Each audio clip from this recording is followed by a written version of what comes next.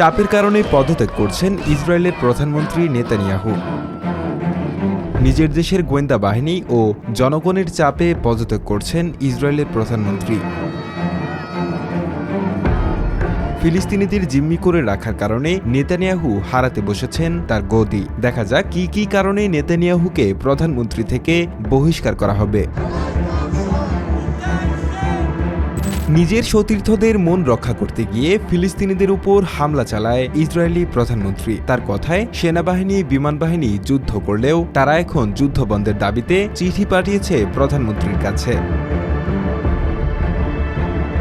সেনাবাহিনী ও বিমান বাহিনীর সাথে সাথে গোয়েন্দা বাহিনী যুদ্ধবন্ধের দাবি জানিয়েছে। পাশাপাশি ফিলিস্তিনের নাগরিককে মুক্তি দিতে বলেছে। চিঠিতে লেখা আছে, ফিলিস্তিনিদের জিম্মি করে রাখা যাবে না।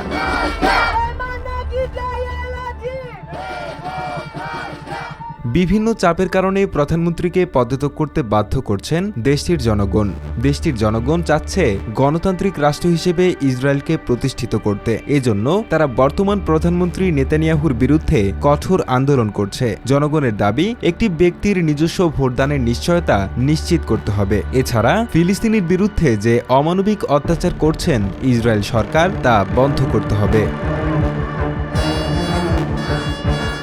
বর্তমান ইসরায়েলের প্রধানমন্ত্রী নেতানিয়াহুর বিরুদ্ধে রয়েছে অনেক অভিযোগ। তিনি বিভিন্ন দেশের কূটনৈতিকবিদদের সাথে তর্কে জড়িয়ে তার গদি হারাতে বসেছে। তার বিরুদ্ধে হয়েছে অনেক মামলা। সে এখনও প্রতি মাসে কোর্টে হাজিরা দিচ্ছেন।